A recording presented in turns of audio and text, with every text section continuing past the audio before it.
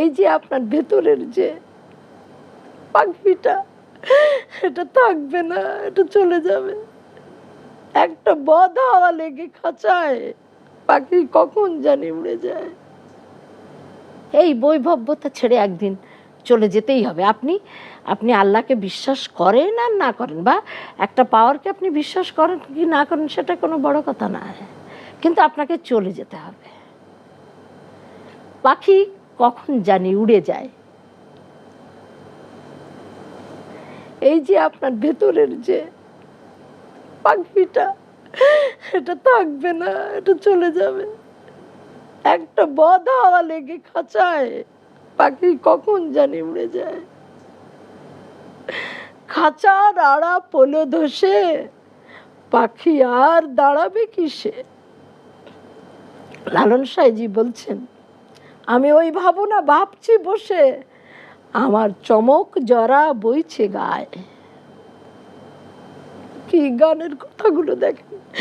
এই গানটি যখন কেউ শোনে, আমার তো মনে হয় না তার পক্ষে কোনো রকমের কোনো খারাপ কাজে লিপ্ত হওয়া। আবার বলছে, সহজ মানুষ ভোজে দেখ না রে মন, দিব্য জ্ঞানে পাবিরে অমূল্য নিধি বর্তমানে। ভজ মানুষের চরণ দুটি নিত্য বস্তু হবে খাঁটি, ওগো মরিলে সব হবে মাটি, তরাই এই ভেদ লও জেনে।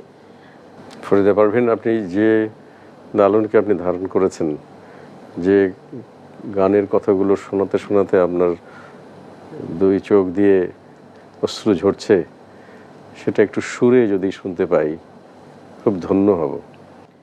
মিলন হবে কত দিনে,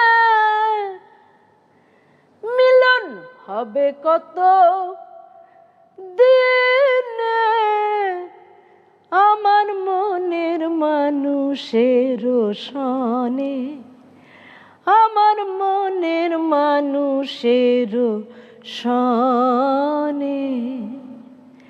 চাতক প্রায় নিশে চেয়ে আছে কালো শশী, হব বলে চরণ দাসী, হব বলে চরণ দাসী।